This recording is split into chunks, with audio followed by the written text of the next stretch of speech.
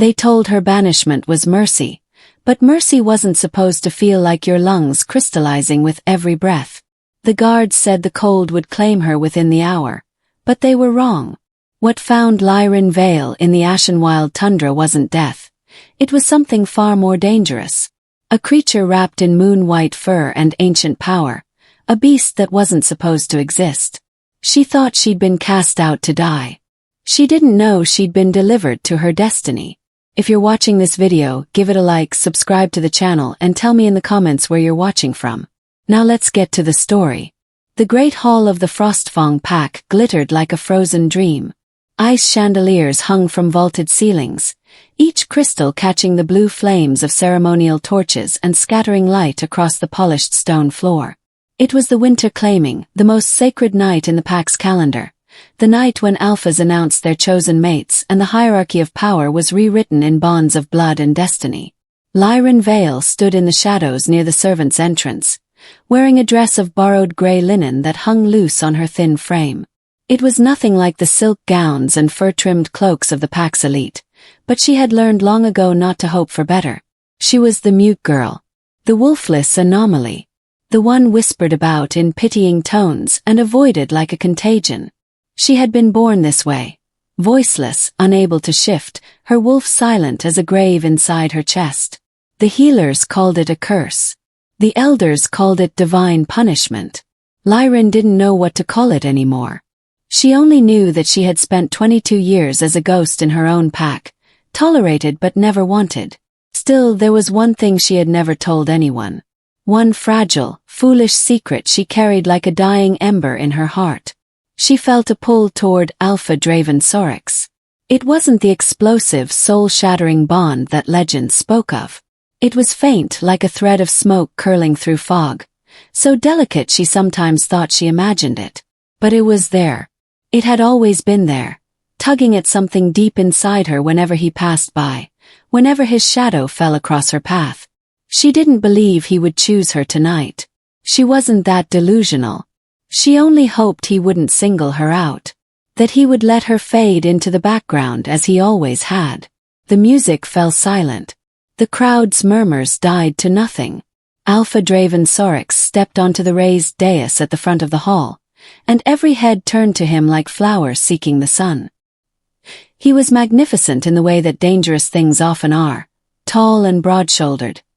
His dark hair swept back from a face carved with sharp aristocratic lines.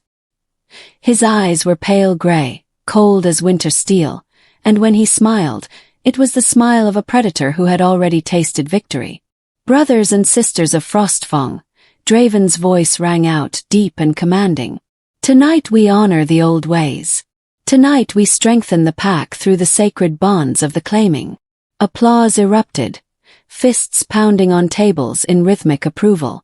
Lyran kept her head down, her hands clasped tightly in front of her. Just let this night pass. Just let me disappear. But before we celebrate strength, Draven continued, his tone shifting, darkening, we must first purge weakness. The hall went quiet again, an expectant hush settling over the crowd like fresh snow. Lyran's stomach twisted. There is one among us, Draven said slowly, his gaze sweeping across the room, who carries the stain of a dead wolf, one who has poisoned our bloodlines with her presence for far too long. Well, the cursed girl who cannot shift, who cannot even speak her own defense. Her breath stopped. His finger rose, pointing directly at her. Lyran Vale. The world tilted. Gasps rippled through the crowd. Some turned to stare. Others whispered behind their hands. A few younger wolves jeered, their laughter sharp and cutting. You have no place among the Frostfang, Draven declared, his voice echoing off the stone walls like a judge's gavel. You are a blight on our strength, a reminder of failure. And so, by my authority as Alpha, I banish you from this pack. She tried to move, tried to raise her hands to sign a plea, to beg for understanding, but her body felt frozen, paralyzed by shock and disbelief. Leave now, Draven said coldly, or be executed where you stand. Two guards stepped forward, their faces impassive. They grabbed her arms, their grips iron hard, and began dragging her toward the massive oak doors at the back of the hall. She struggled, tried to twist free, tried to scream without a voice. Her mouth opened but no sound came. Only a choked, desperate rasp. Draven had already turned away. The doors swung open, and the blizzard roared in like a living beast. Snow and ice blasted into the hall, extinguishing the nearest torches. The cold hit her like a physical blow, stealing the breath from her lungs. The guards shoved her forward. She stumbled into the storm, her thin linen dress immediately soaked through, and the doors slammed shut behind her with a finality that shook her bones. The ashen wild tundra stretched before her, an endless white void where even alphas did not dare to tread. She had no coat, no food, no hope. The wind screamed, tearing at her hair and skin. The snow was knee-deep, pulling at her legs like hands trying to drag her under. She took one step, then another, her bare feet already numb, already dying. She didn't know where she was going. There was nowhere to go. The cold was a knife, slicing through muscle and bone, carving her apart from the inside out. Her vision blurred. Her legs gave out. She fell forward into the snow, her cheek pressing against ice so cold it burned. This is it, she thought distantly. This is how I die. Her heartbeat slowed. The edges of her vision turned gray, then black. Sound. Heavy. Rhythmic. The step. Mo. Not footsteps. Ruffles. She forced her frost-crusted eyes open, her lashes cracking with ice. Through the swirling white she saw them. 2 enormous paws, each the size of a dinner plate, white as virgin snow. Her gaze traveled up. The wolf was colossal. It towered over her, easily the size of a warhorse, its fur shimmering like moonlight given form. Steam rose from its body in waves, and its eyes, those eyes, glowed faintly blue, ancient and knowing. She should have been terrified, but she felt nothing but warmth. The wolf lowered its massive head, its breath washing over her frozen face, smelling of winter pine and something impossibly alive. It studied her for a long moment, those glowing eyes searching hers. Then it moved. With a gentleness that defied its size, the beast lowered itself to the ground and curled its enormous body around hers. Its fur pressed against her skin, radiating heat like a furnace, like the sun itself. A word exploded into her mind, not spoken, not heard, but felt in every cell of her dying body. Her wolf, the wolf she had never heard, never felt, jolted awake inside her chest with a violent, desperate surge. The bond snapped into place, a golden thread of fire and fate that wrapped around her soul and pulled. She gasped, her body convulsing as warmth flooded back into her limbs, as her heart gave one massive, thundering beat. The white wolf tightened its hold, tucking her deeper into the curve of its body, shielding her from the storm.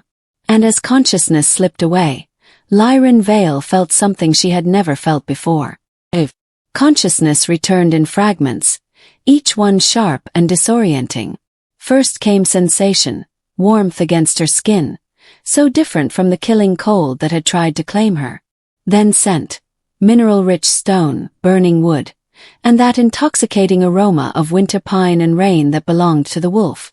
Finally sound, the quiet crackle of flames and her own ragged breathing. Lyran's eyes fluttered open. She wasn't lying in snow. She was on something soft, thick furs piled over what felt like a bed of moss and woven grass.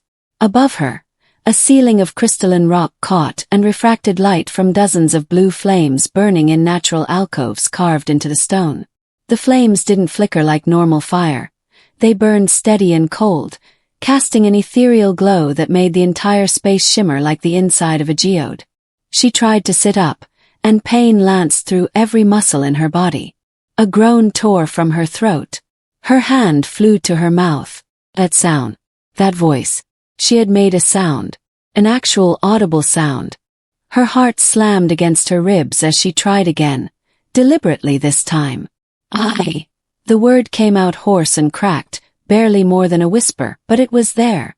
I can speak. Tears burned in her eyes. 22 years of silence, broken in a stranger's cave. Don't push it too hard. The voice came from the shadows near the far wall, deep, rough, and unmistakably male.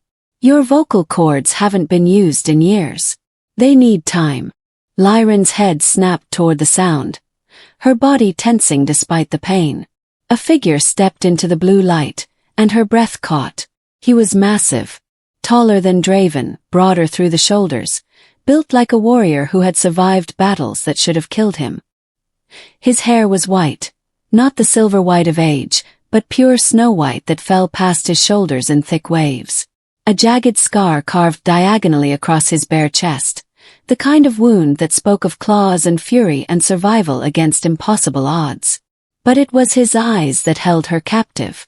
They were the same glowing blue she had seen in the wolf, the same ancient, knowing gaze. He wore simple dark pants and nothing else, and as he moved closer, she could see the corded muscle beneath scarred skin, the way he carried himself with the fluid grace of a predator who never forgot what he was. You! Her voice cracked again.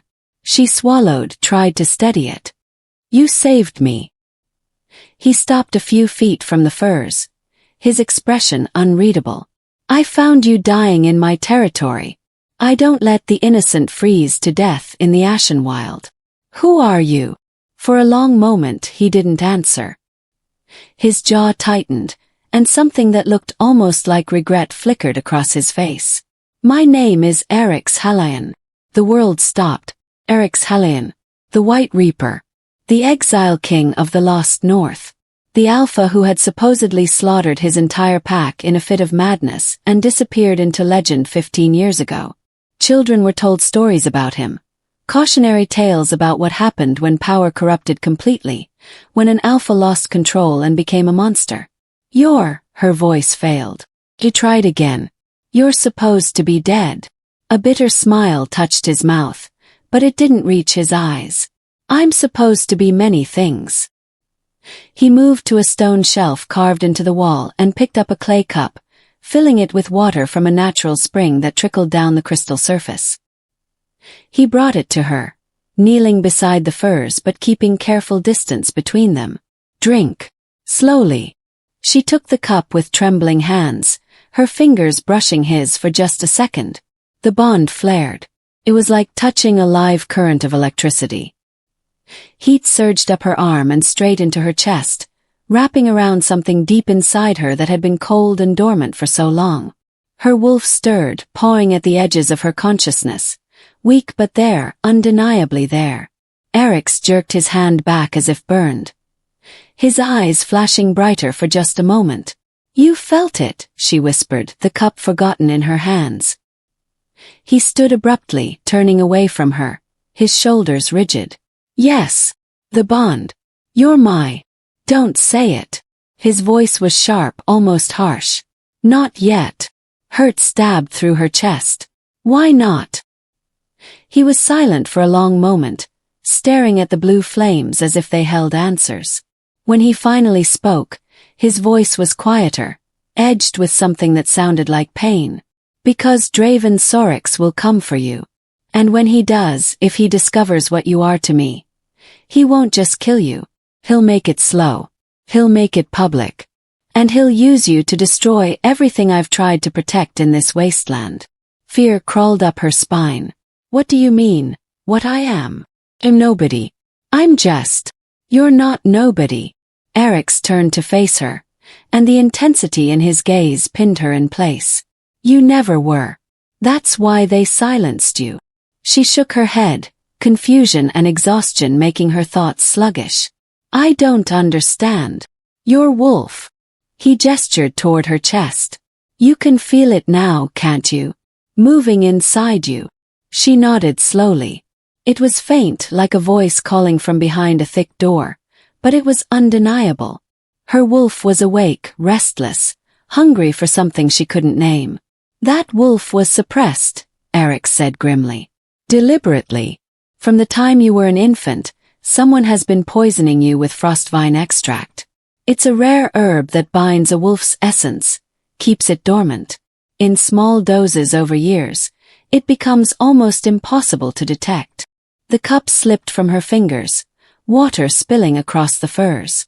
No, Why would anyone? Because you're dangerous. He took a step closer, his voice dropping. More dangerous than Draven. More dangerous than any alpha in the Northern Territories. And the only reason you're still alive is because they thought you were broken beyond repair. I don't have any power, she whispered, her voice shaking. I can't even shift. You're exactly what the old prophecies warned about. Eric's crouched in front of her, close enough now that she could see the scars that crossed his arms, the weariness in his eyes that spoke of years spent alone. The silver-tongued seer. A wolf-born mute, who would speak only when her true mate awakened her. A wolf who could see the threads of fate and unravel them with a word. Her breath came in short, panicked gasps. That's just a story. A myth. So was I. He reached out slowly, giving her time to pull away, and touched 2 fingers to her temple. And yet here we both are. The moment his skin made contact, her vision exploded. Images cascaded through her mind in a torrent. Draven standing in a room of glass and steel, his hands covered in blood. Soldiers with weapons that glowed with unnatural silver light. A burning forest, screams, and beneath it all, a word repeated over and over like a drumbeat. Ozen, Ozen, Ozen. She gasped, jerking back, and the visions vanished. Eric's pulled his hand away, his expression dark. You see, it's already starting. Your power is waking up, and it's going to draw attention. The wrong kind of attention. I didn't ask for this, she choked out, tears streaming down her face. I didn't ask to be cursed or chosen or anything. I just wanted to belong somewhere. To be seen by someone. The words broke something in his carefully controlled expression. He sat back on his heels, and for the first time since she'd woken, he looked almost human. Vulnerable. I know, he said quietly. I spent my whole life being seen as a monster. Even before the massacre they feared me. They whispered about the white wolf, the one who was too big, too strong, too other. And when my pack died, when I was framed for their slaughter, everyone believed it because it fit the story they'd already written about me. You didn't kill them. It wasn't a question. No. His voice was hollow. But I couldn't save them either. And in the end the result was the same. I became the White Reaper. The ghost of the lost North. The thing parents warn their children about. She understood then. The isolation. The crushing weight of being defined by what others feared in you rather than what you truly were. I thought I would die unseen and unwanted, she whispered. In the snow. Alone. That no one would even remember I existed.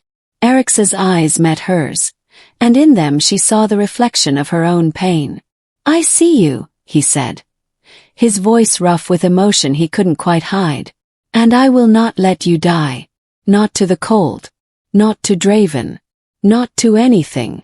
The bond thrummed between them, warm and insistent. But there are rules in the Ashenwild, he continued, his expression hardening again. Ancient laws that govern this territory.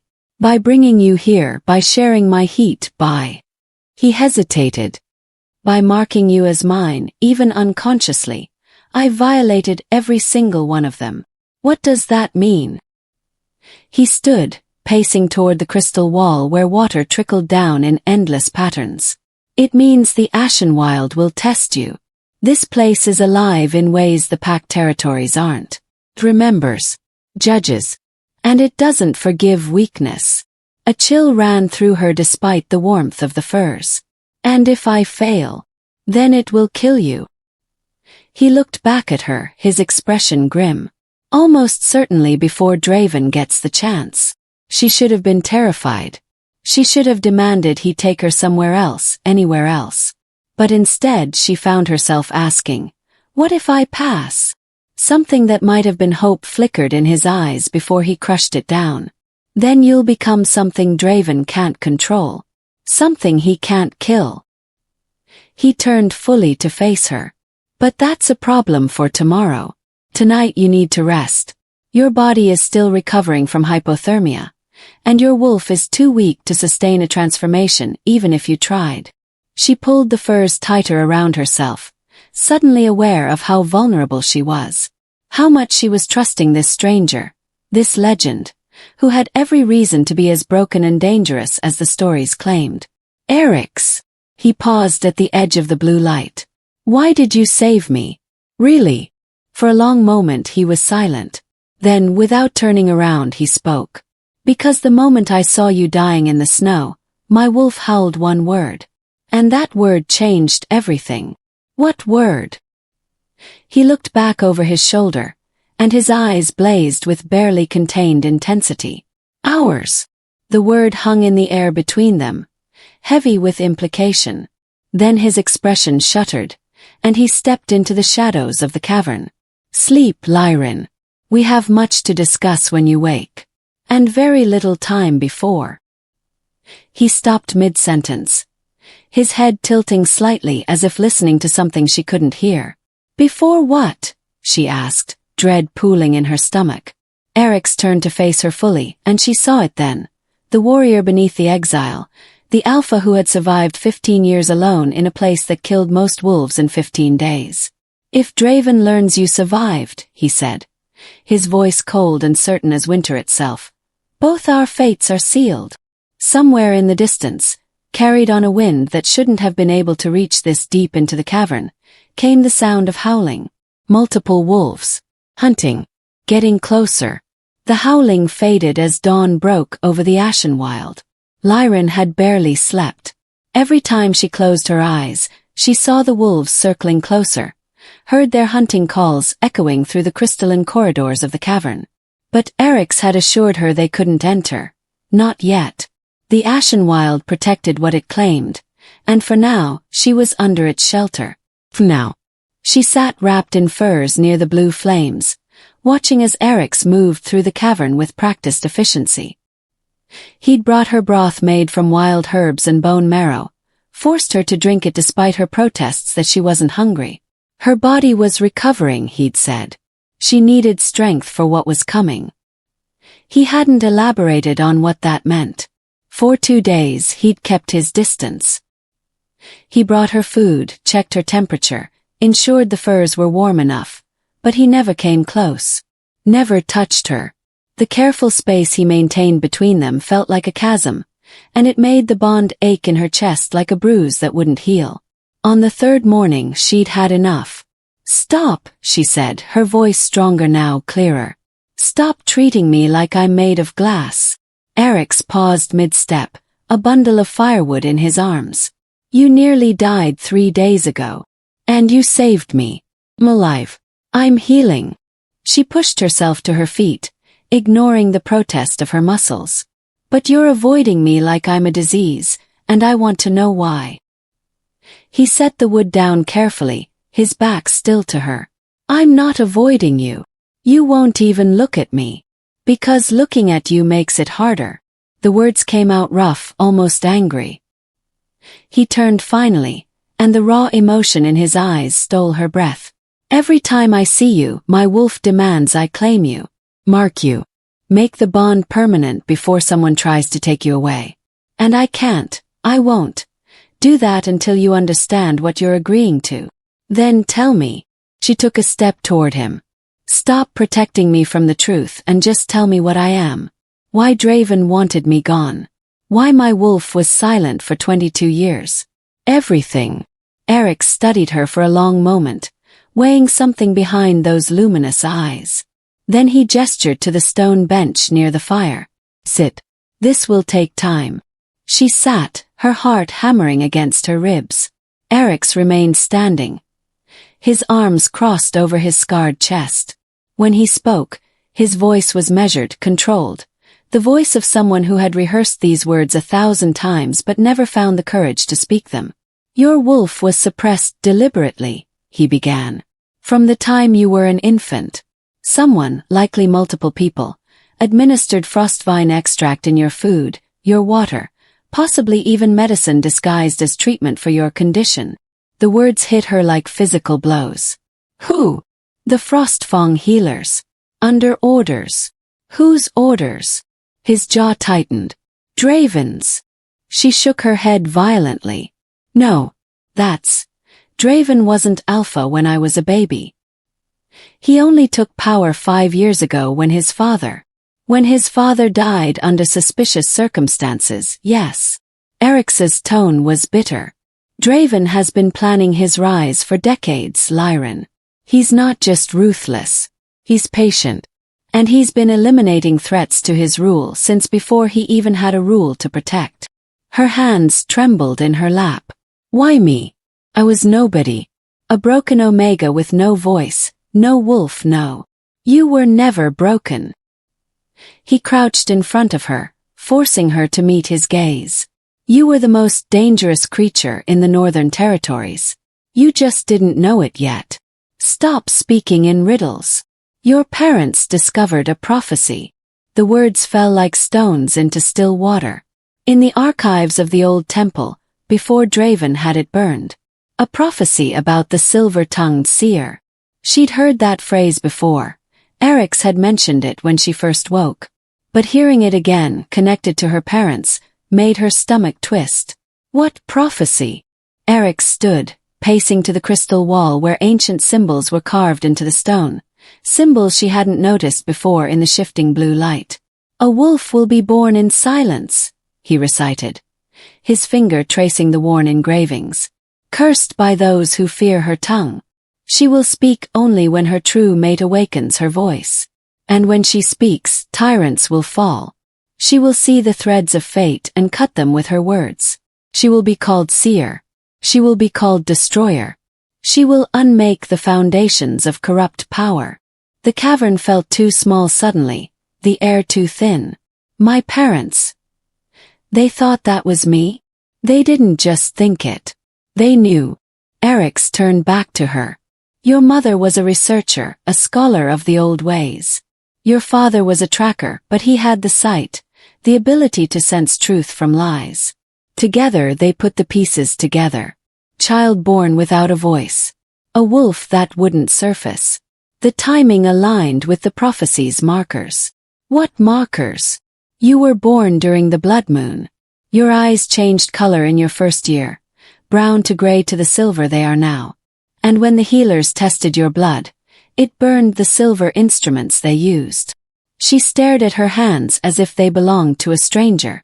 I don't remember any of that. You were too young. And Draven made sure the evidence disappeared. His voice hardened. Your parents went to the council.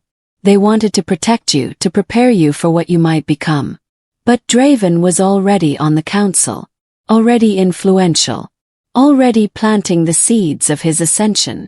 What did he do? The silence stretched between them, heavy with dread. He had them killed, Eric said quietly. Staged it as a rogue attack. Made it look like they'd been caught outside the territory during a hunt. But there were no rogues that night. Only Draven's loyalists with silver-coated claws and orders to leave no witnesses. A sound escaped her throat, half sob, half scream. He murdered them. He poisoned me. He stole my voice. He stole everything from you. Eric's was suddenly beside her. His hand hovering near her shoulder but not quite touching. Because he knew what you could become. And he couldn't allow that power to exist outside his control. She pressed her palms against her eyes, trying to hold back the tears, the rage, the overwhelming grief for parents she barely remembered but had always been told died honorably. Why didn't anyone stop him? Because he's brilliant at covering his tracks. And because he had help. She looked up sharply. What kind of help? Eric's expression darkened with something that looked like old hatred. Human hunters. Specifically, a faction that deals in supernatural weapons. Glacier silver. I've never heard of glacier silver. Most wolves haven't. It's a rare alloy, mined from the deepest ice caverns in the far north. In its raw form it's just metal.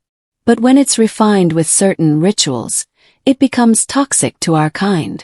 Not just painful, it drives wolves insane. Makes them turn on their own packs. Horror crept up her spine. Why would humans create something like that? Because some humans want us extinct.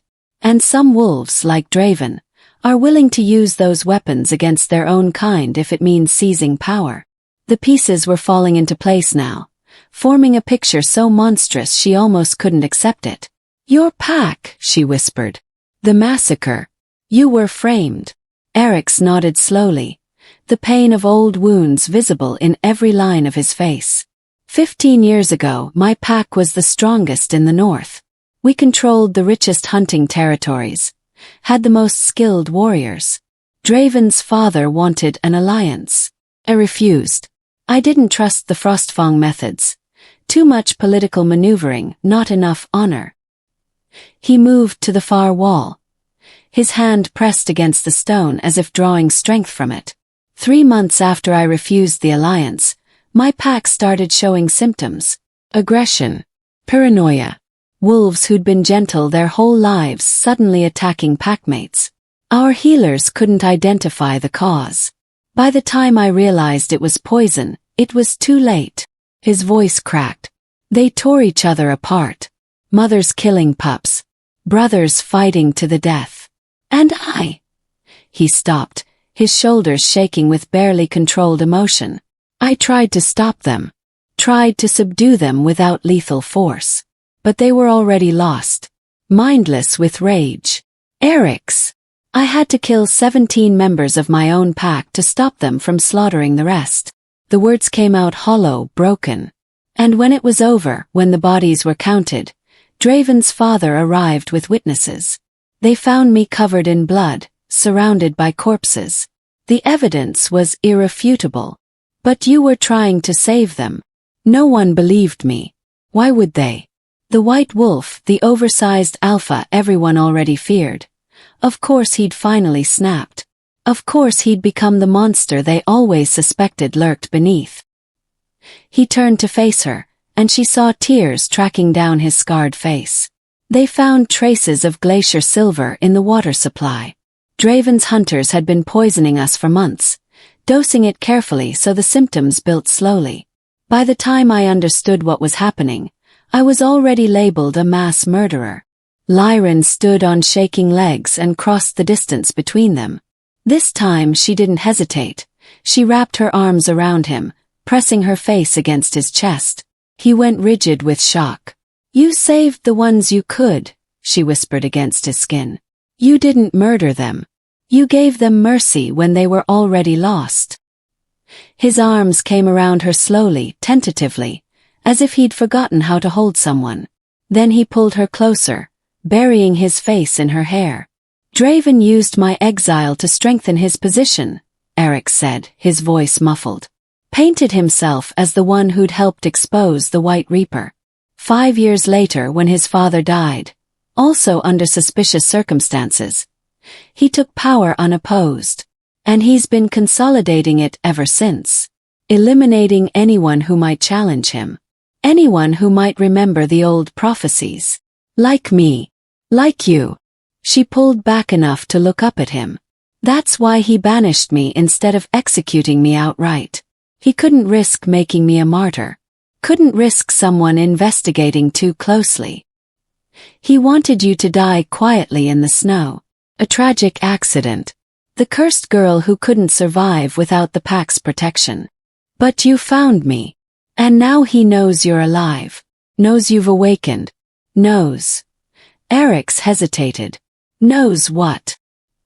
His hand came up to cup her face. His thumb brushing her cheekbone with devastating gentleness. "Knows you have a mate. Because that bond we share.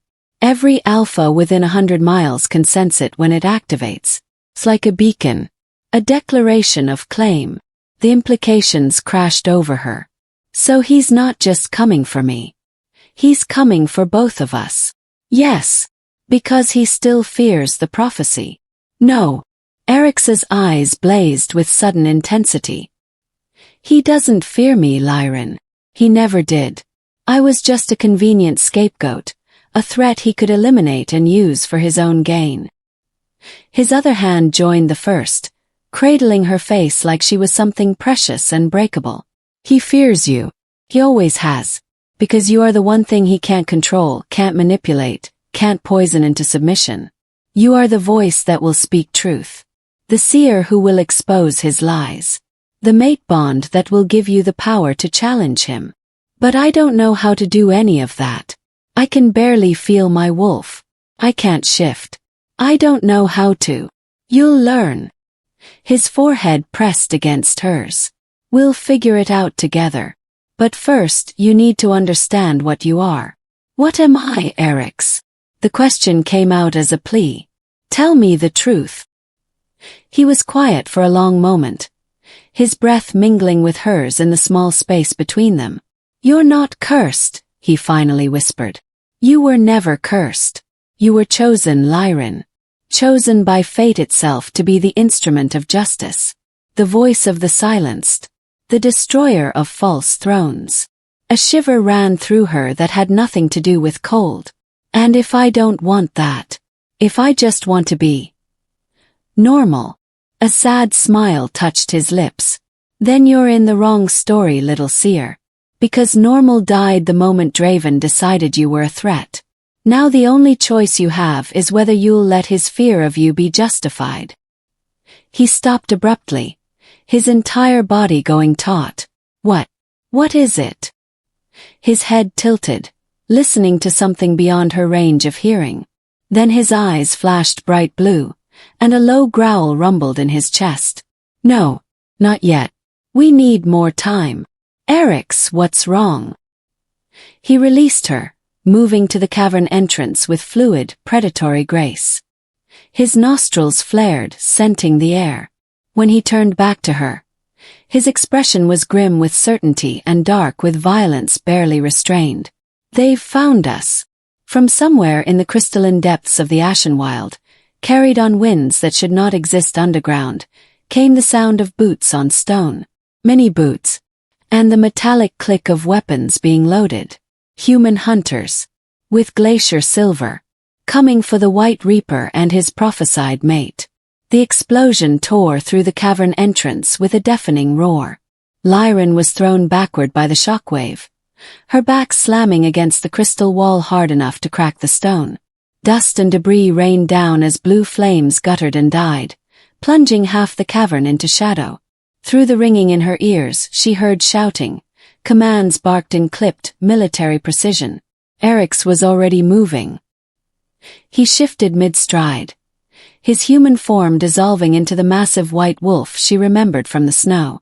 But this time she saw him clearly, saw the way his fur seemed to absorb and reflect light simultaneously, how his muscles bunched and released with terrifying power, how his eyes blazed like captured stars.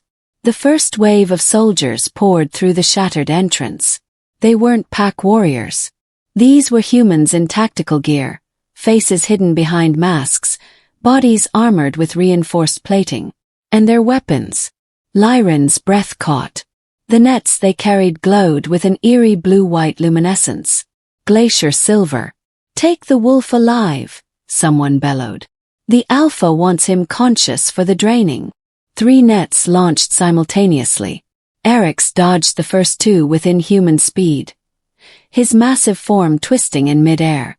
But the third caught his hindquarters, and the moment the silver-laced cords touched his fur, he howled, a sound of pure agony that made Lyran's heart seize in her chest. Steam rose from where the net contacted his body. His white fur singed black, and the smell of burning flesh filled the cavern. No! Lyran screamed, scrambling to her feet. More soldiers flooded in, spreading out with practiced efficiency. She counted 12, no 15. Alarmed. All focused on Eric's, who was thrashing against the net, his enormous strength fighting the glacier silver's toxic burn. She ran toward him without thinking, driven by pure instinct and the bond that screamed in her chest to protect her mate. Lyran, don't. Eric's mental voice slammed into her mind, desperate and commanding. She didn't listen. A soldier spotted her movement and pivoted, raising a crossbow. Target acquired. Secondary objective. The bolt flew. Pain exploded in her left shoulder as the silver-tipped arrow punched through muscle and bone. She went down hard, gasping, her hand flying to the wound. Blood, dark and hot, poured between her fingers. The silver burned. It wasn't like normal pain.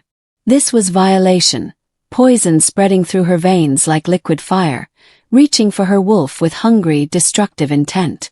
Her wolf snarled inside her mind, weak, barely conscious but furious. Through the haze of pain, she saw more nets descending on Eric's. He was fighting with savage desperation, jaws snapping through cords, claws tearing through armor. 2 soldiers were already down, their throats ripped out, but there were too many. For every one he killed, 3 more appeared. Another net. Another howl of agony. He was weakening. She could feel it through the bond. His strength draining as the glacier silver sapped his power. Restrain him. Get the chains on now. Soldiers swarmed him, pinning his massive body down. Heavy chains, thick as her wrist and glowing with that same toxic light, were dragged forward. The clanking of metal on stone rang through the cavern like a death knell. No! Lyran tried to stand, tried to reach him, but her shoulder screamed in protest and her legs buckled. Well, well. The voice froze her blood. Alpha Draven Soryx stepped through the ruined entrance, immaculate in black tactical gear that probably cost more than most wolves earned in a lifetime. His pale gray eyes swept the cavern with cold satisfaction, taking in Eric's pinned beneath nets and chains, Lyran bleeding on the stone floor. He smiled. It was the smile of a predator who had already won. I must admit, Draven said, his voice carrying easily over the chaos, I'm impressed you survived this long, Lyran. 3 days in the Ashenwild is more than I gave you credit for. Though I suppose having the White Reaper as a nursemaid helps. He walked toward her with leisurely confidence, stepping over a dead soldier without a glance. You were supposed to die in the snow, he continued conversationally. Freeze to death alone and forgotten. Then I would have performed the extraction ritual on your corpse, claimed your seer abilities for myself. So much cleaner. So much less messy. Lyran tried to speak, but pain stole her breath. Draven crouched in front of her, tilting his head like he was examining an interesting insect. But this works too. Actually, this works better. Because now I get to kill your mate in front of you before I drain you dry. The emotional anguish will make your power even more potent when I harvest it. You're insane, she gasped. I'm visionary. He stood, turning toward where Eric's was being bound. Bring him to his knees. 6 soldiers hauled on the chains. Eric's fought. Goddess, how he fought. But the glacier silver was consuming him. His massive wolf form began to shimmer, unable to hold the shift. He transformed back into his human shape, naked and scarred and bleeding from dozens of wounds. The chains bit into his wrists and throat, forcing him to kneel. There he is, Draven said with mock warmth. The legendary White Reaper, reduced to a chained dog. Eric's lifted his head, blood dripping from his mouth, eyes still blazing defiant blue. You'll regret this, Soryx. Will I?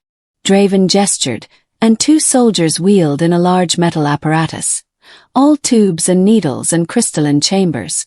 This is a siphoning rig. Human design but modified for supernatural extraction. It will drain your alpha essence over the course of several hours. Very painful. Very thorough. And when I'm done, I'll be twice the alpha I am now, strong enough to dominate every pack in the north. He turned back to Lyran. And then I'll do the same to your little prophet, though her extraction is more delicate.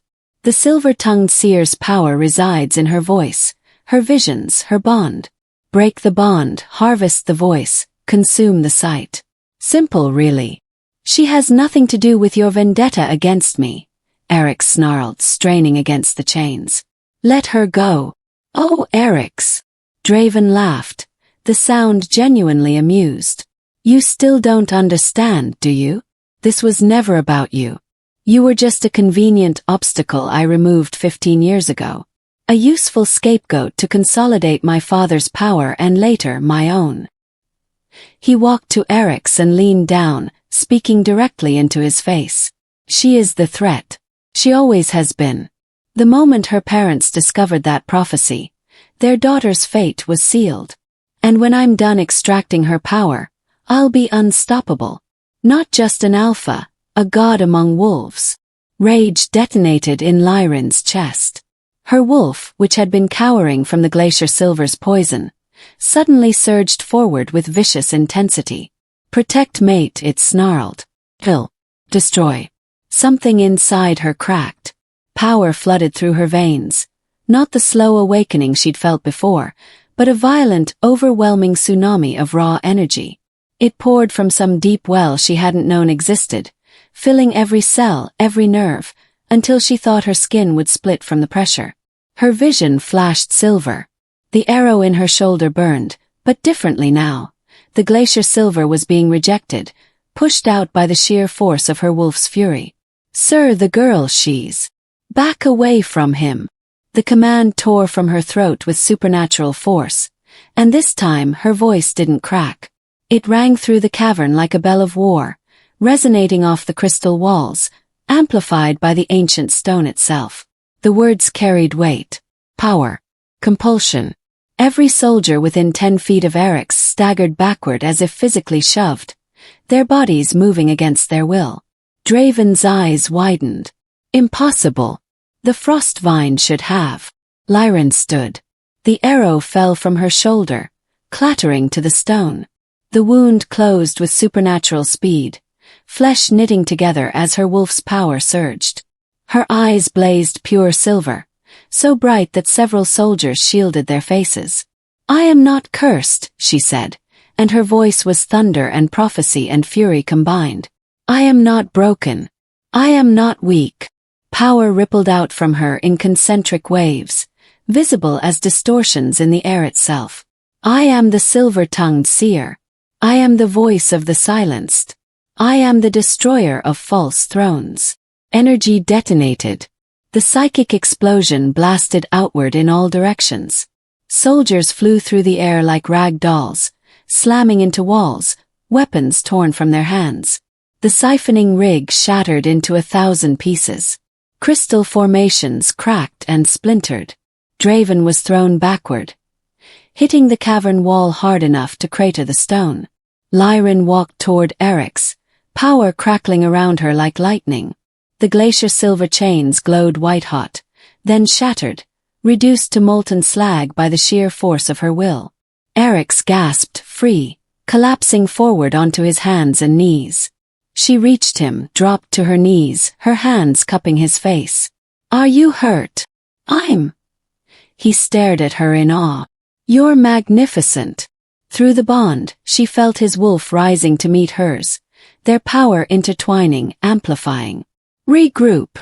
Draven's voice cracked like a whip. Get the tranquilizer rounds. Bring them both down. Eric's shifted back into his white wolf form, the Glacier Silver burns already healing. He positioned himself in front of Lyran, a living shield. Together, they faced the regrouping soldiers. Lyran tried to summon that power again, reaching for the well that had felt so infinite moments ago, and found it empty. The strength drained from her legs. Her vision swam, the silver light flickering and dying. No, she whispered. No, not now. She collapsed. Eric's caught her mental cry of distress and whirled, but he was already surrounded. More nets, more chains descending from all sides. Now! Draven roared. While she's depleted. Lyran tried to move, tried to help, but her body wouldn't respond. She'd used everything, burned through power she didn't know how to control, emptied herself completely in one explosive burst. Rookie mistake. Fatal mistake.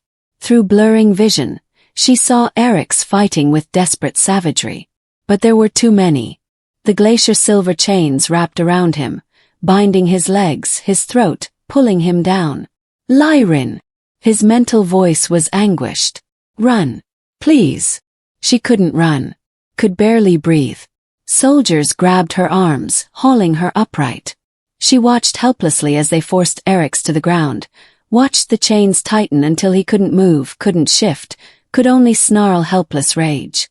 Draven approached, blood running from a cut on his forehead. His expression murderous. You, he said to Lyran, grabbing her chin roughly. Just made a very costly mistake. I was going to make your death quick. Painless even. But now.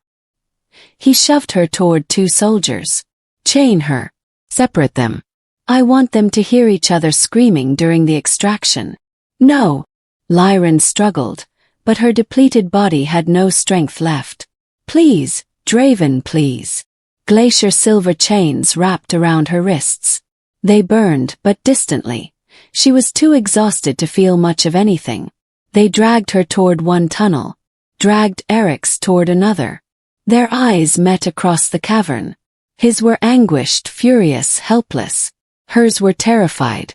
I'm sorry, she mouthed. The bond between them stretched, pulled taut as they were separated. Lyran! Eric's roar, both mental and physical, shook the cavern. No! Don't you dare give up. Lyran! But the soldiers were already hauling her into the darkness, and his voice grew fainter. The last thing she heard before unconsciousness claimed her was Draven's cold, satisfied laugh, and the sound of chains dragging across stone. Lyran woke to sterile white stone and the hum of machinery. The transition from the Ashenwild's crystalline warmth to this cold, clinical space was jarring, like waking from a dream into a nightmare. The walls were smooth and featureless, carved from some kind of pale marble that seemed to absorb light rather than reflect it. Overhead, harsh electric lights buzzed, casting everything in sickly fluorescent pallor. She was in a cell. No, not just a cell. Age. Runes had been carved into every surface. The floor, the walls, the bars themselves. They glowed faintly red, pulsing with a rhythm that matched her heartbeat. She recognized some of the symbols from ancient texts she'd glimpsed in the pack archives. Binding runes, suppression marks, containment glyphs. They were designed specifically to cage supernatural power.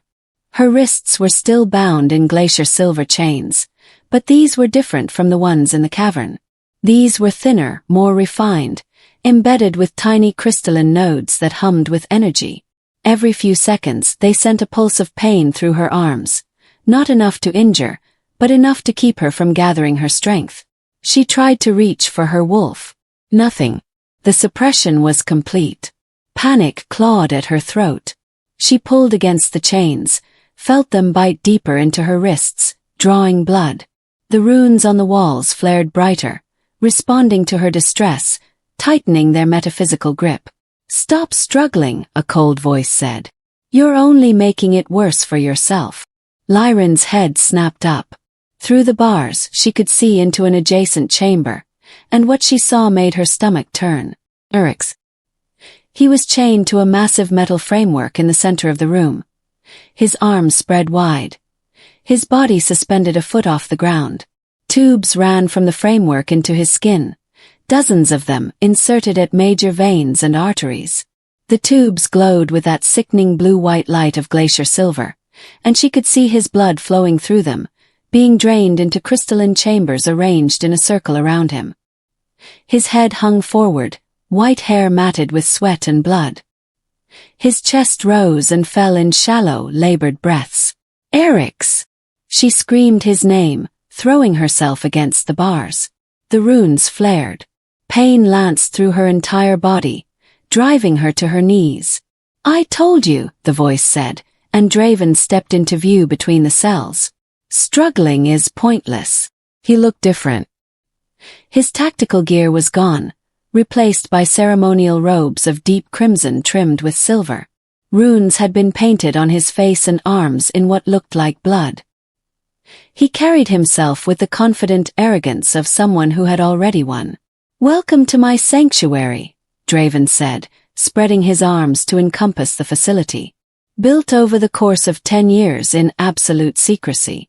Place where science and the old magic converge. Where I can finally achieve what no alpha has achieved in 1,000 years. You're insane, Lyran spat. I'm evolved. He walked to Eric's suspended form, running a finger along one of the tubes. Eric's body convulsed, a groan of agony escaping his lips. The White Reaper's essence is remarkable, so pure, so potent. I've already absorbed enough to increase my strength tenfold. By the time the extraction is complete, I'll be unstoppable." He turned to her, his eyes gleaming with fanatical intensity. "And then it will be your turn." "My power won't work for you," she said, though she had no idea if that was true. The prophecy said. The prophecy is a guideline, not a limitation. Draven pulled a scroll from his robes, unfurling it. The parchment was ancient, covered in dense script and illustrations. "I've spent years researching the extraction ritual. The silver-tongued seer's power resides in three aspects: voice, sight, and bond. Consume all three, and the power transfers." He pointed to an illustration of a figure suspended in chains, their throat cut, their eyes removed, their heart pierced. Lyran's blood turned to ice. "First, I'll sever your bond with the White Reaper. That's already half done, since you're separated and suppressed. Second, I'll extract your voice, literally. The vocal cords of a seer contain the resonance of prophecy.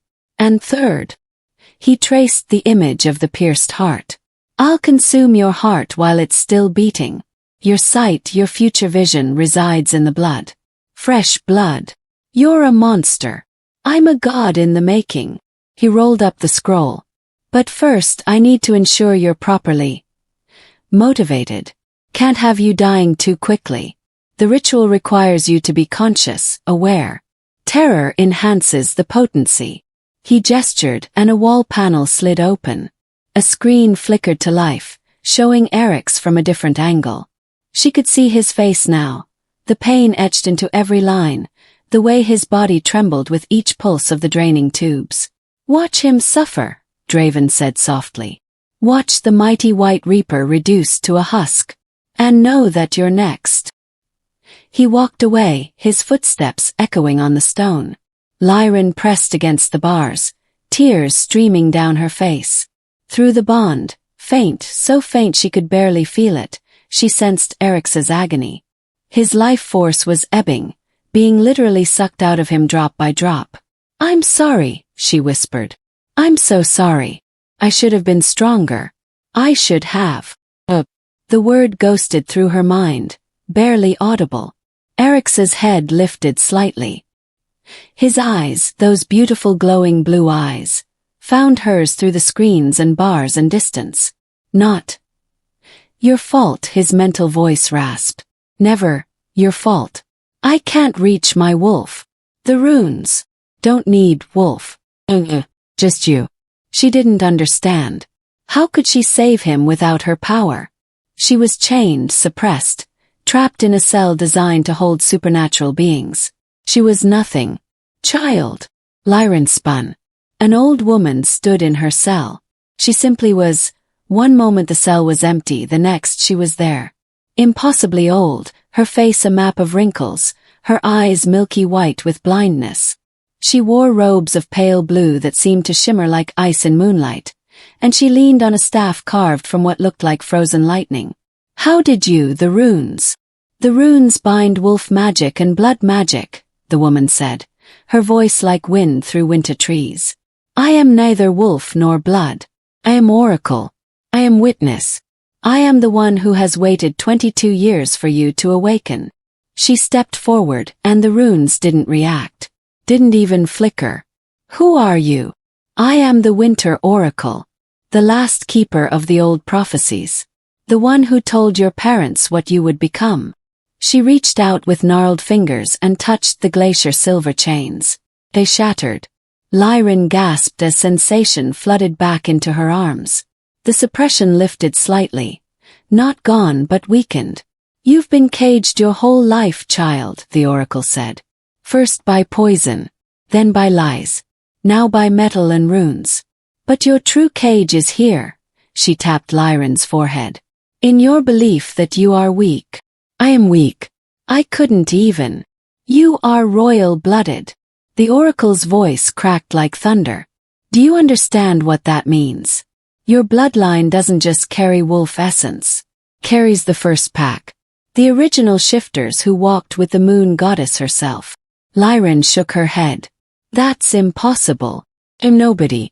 An omega. Broken. You were hidden. The oracle grabbed her face with surprising strength.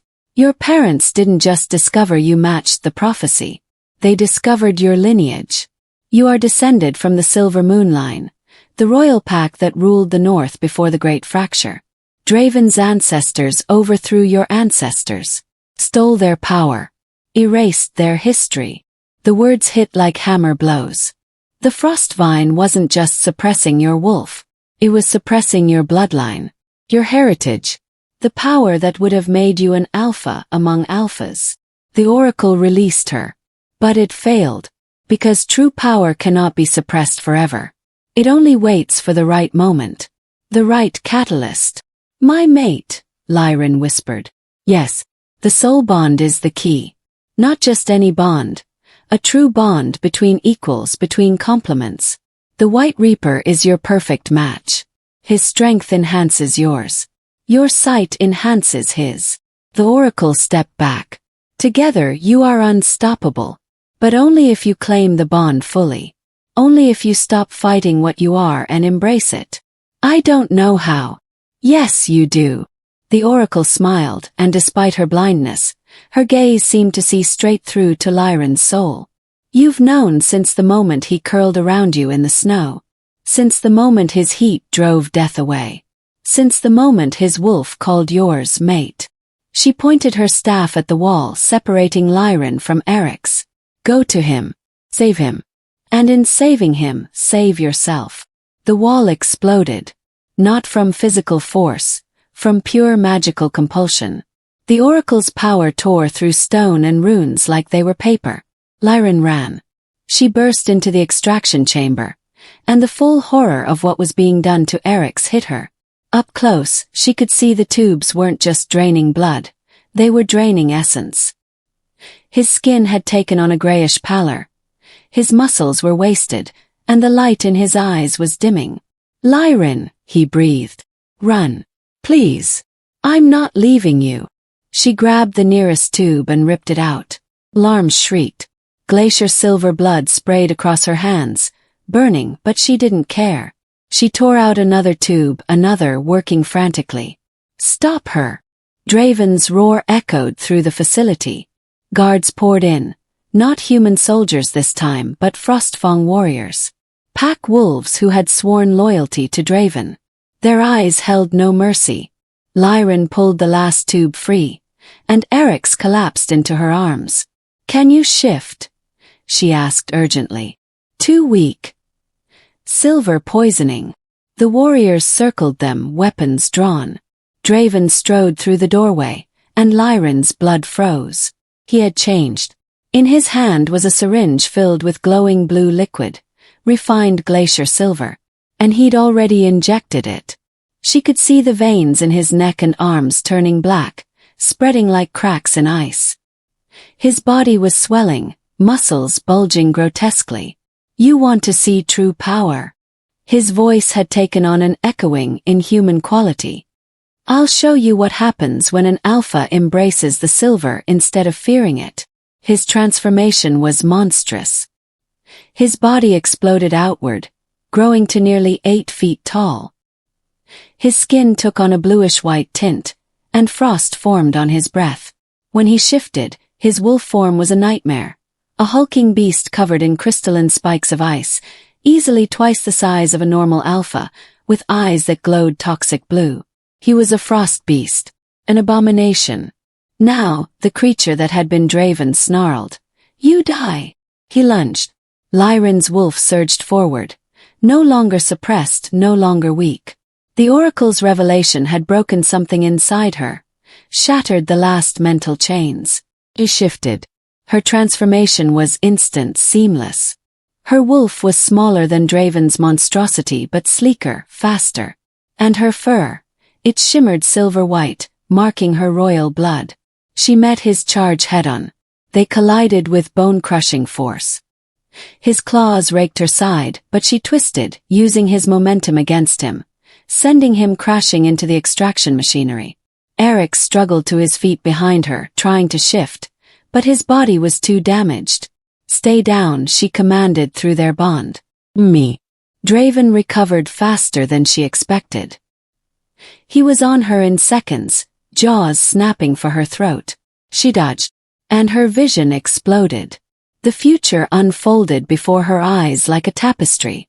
She saw Draven's next 3 moves, saw where his claws would strike, saw the opening in his defense.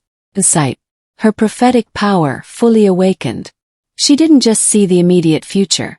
She saw threads of possibility, paths that branched and converged. And in one thread she saw victory. But it required perfect timing. "Eric's," she called, dodging another strike.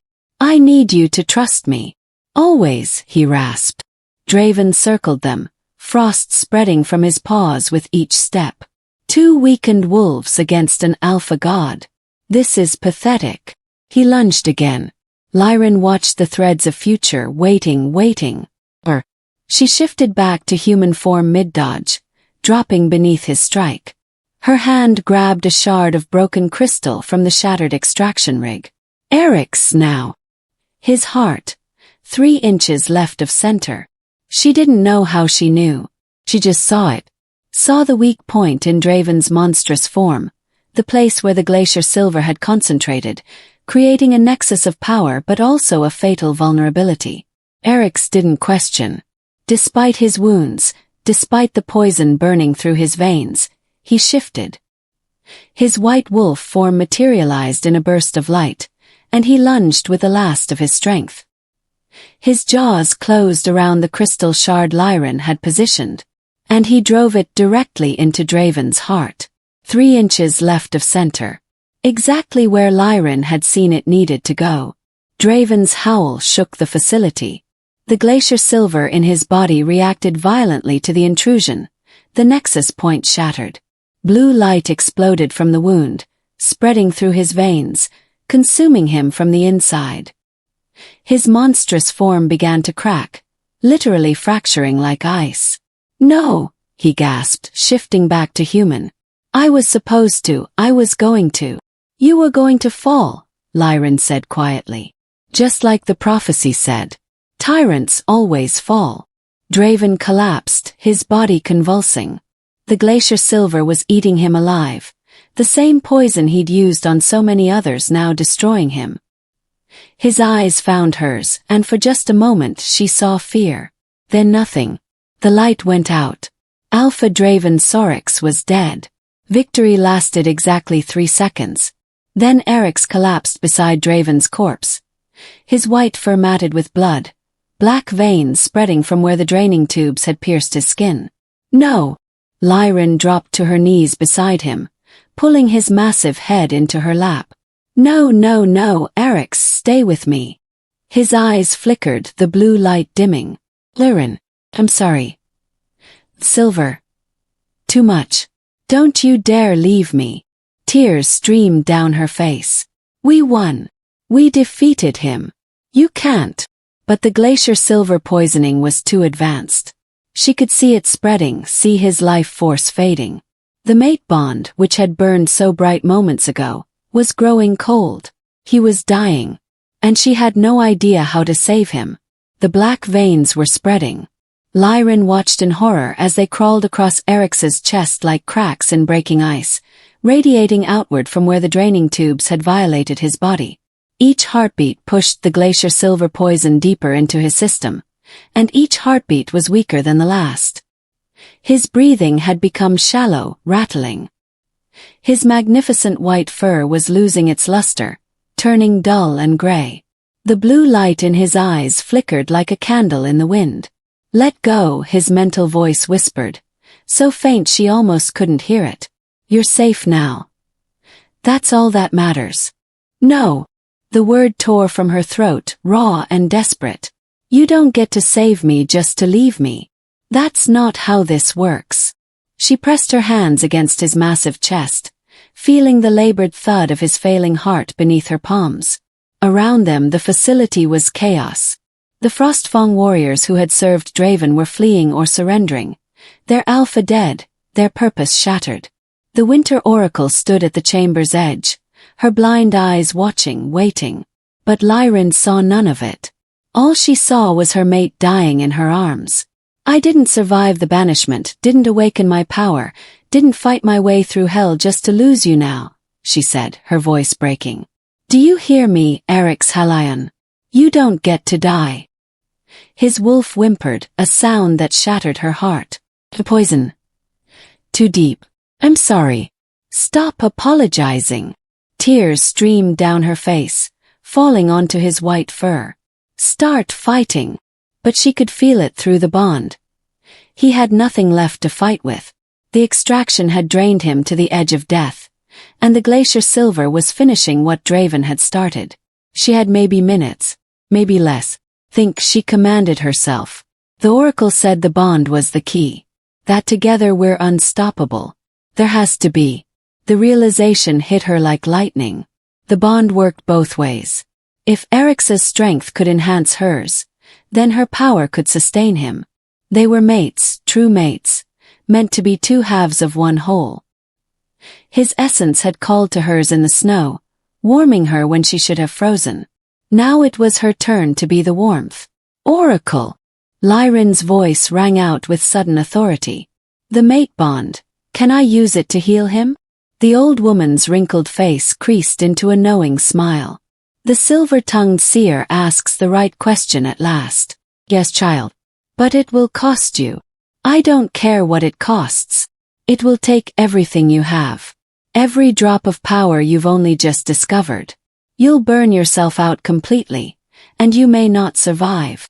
Lyrin looked down at Eryx, at the white wolf who had found her dying in the snow and chosen to save a stranger, who had kept his distance to protect her even as the bond screamed for closeness, who had fought an army to keep her safe, who had driven a crystal into a monster's heart because she'd told him to trust her. He's worth it, she said simply. He's worth everything. The oracle nodded. Then speak the words of binding, child. Claim your mate fully. And pray the moon goddess is listening. Lyrin closed her eyes, pressing her forehead against Eryx's. She'd never performed a binding ritual, had no idea what the traditional words were. But somehow, she knew it didn't matter. The bond wasn't about ceremony or protocol. It was about truth. I claim you, Eryx Halion, she whispered. White Reaper. Exile King. My mate. My heart. My home. Her wolf surged forward, no longer weak, no longer hesitant. It was a roar of pure, defiant love. I give you my strength, my life, my everything. She called on her power, all of it. Every drop of the royal blood that ran through her veins. Every fragment of the prophetic sight. Every ounce of the voice that could command reality itself. And she poured it into him. Light exploded from her hands. It wasn't the silver white of her earlier power. This was different. Purer, brighter, tinged with threads of gold and blue where their essences intertwined. The light surged through the mate bond like a river breaking through a dam, flooding into Eryx's dying body with unstoppable force. Live, she commanded. And the word resonated with the weight of prophecy itself. Live, damn you. The light intensified, becoming almost too bright to look at. It filled the chamber, climbing the walls, spreading across the ceiling. The remaining warriors shielded their eyes. The oracle's smile widened. Inside the radiance, Lyrin could feel the glacier silver poison burning away. Her power was hunting it down, cell by cell, vein by vein, consuming the toxic invader and replacing it with pure life force. Eryx's heart stuttered, then surged. The bond between them became a circuit, power flowing from her to him and back again, amplifying with each cycle. She felt his wolf rising to meet hers, wounded but fighting, refusing to surrender. Lyrin, stop. You'll kill yourself. I won't lose you. The black veins began to recede, driven back by the tide of light. Color returned to his fur, white and brilliant as fresh snow. The wounds from the draining tubes closed, flesh knitting together seamlessly. His heart beat stronger, stronger, stronger. The light became a pillar, a column of radiance that punched through the facility's ceiling and erupted into the sky above. Somewhere in the distance, wolves howled in response, not in challenge but in recognition. The silver-tongued seer had awakened. The royal bloodline had returned, and the mate bond was complete. Lyran felt the moment the last trace of glacier silver burned away. Felt Eric's life force stabilize, no longer teetering on the edge of death but burning bright and strong. Thank you, his mental voice breathed clear and whole. My miracle. The light began to fade. Lyran tried to hold on, tried to stay conscious, but she'd given everything. Literally everything. Her vision was already graying at the edges, her body collapsing as the power drained from her completely. The last thing she felt was Eric's shifting back to human form, his arms catching her before she hit the ground. "I've got you," he murmured against her hair. "Sleep, my seer. I've got you." Darkness claimed her, gentle and complete. 3 weeks later, consciousness returned slowly, peacefully, like surfacing from warm water. Lyran became aware of sensations in layers. Softness beneath her, furs and wool. Warmth against her side. Another body, large and solid. The smell of pine and rain and mate. And sound. Wind rustling through trees, birdsong, the distant rush of water. She opened her eyes. Brilliant, endless sky painted in shades of gold and pink as dawn broke over the horizon. She was lying on a cliff edge, wrapped in furs, with the world spreading out below in breathtaking vastness. The ashen wild tundra stretched in the distance, but it was different now. The perpetual storm had lifted. Snow was melting in great sheets, revealing dark earth and the first green shoots of spring growth. Rivers ran free, no longer locked in ice. The land was thawing, coming back to life after years of frozen death. "You're awake." She turned her head. Eric sat beside her, cross-legged, watching the sunrise with an expression of quiet peace she'd never seen on his scarred face. He wore simple clothes, dark pants, a loose shirt, and his white hair fell around his shoulders, unbound and catching the morning light. He looked healthy. Alive. "How long?" Her voice was hoarse from disuse. 3 weeks. "You've been unconscious for 3 weeks." He reached out, tucking a strand of hair behind her ear with infinite gentleness. "The oracle said you'd wake when your power replenished itself." I was starting to worry she was wrong. Lyran sat up slowly, testing her body. Everything felt different, stronger, more present somehow, like she'd spent her whole life seeing the world through fog and only now could see clearly. "Did it work?" "Are you?" "I'm fine." He took her hand, pressing it against his chest. She felt his heartbeat, strong and steady. "Better than fine. Whatever you did, it didn't just purge the glacier silver. It healed damage I'd been carrying for 15 years. Old wounds, old poison, all of it gone." Through the bond, she could feel the truth of his words. He was radiating strength and vitality. "What happened after I?" She gestured vaguely. "After you performed a miracle and then collapsed." A smile tugged at his lips. "The Frostfang warriors surrendered. With Draven dead and you glowing like a goddess, they didn't have much choice. The oracle helped me get you out of that facility before it collapsed. Turned out the extraction machinery was the only thing holding the structure together." He gestured to the landscape below. "We're in the Lost North. My territory. Or, our territory now." She followed his gaze and saw them, wolves. Dozens of them, maybe hundreds, moving through the thawing landscape below. Building shelters, hunting in organized packs, working together with purpose and coordination. Who are they? Exiles. Wolves who were banished or fled from corrupt packs across the north. They've been trickling into the Ashenwild for years, drawn by something. The oracle says they were waiting for you. For me. For the prophecy to be fulfilled. For the silver-tongued seer to awaken and give them what every exile craves, a home. Back. A purpose. He squeezed her hand. "They're calling you Luna." The title made her breath catch. "I don't know how to be a Luna. I don't know how to lead. Neither did I when I first became Alpha. We'll figure it out together." He turned to face her fully. "If you want to. If this is what you want." She looked at him, really looked at him. At the male who had saved her life, who had shared his truth, who had fought beside her and nearly died for her.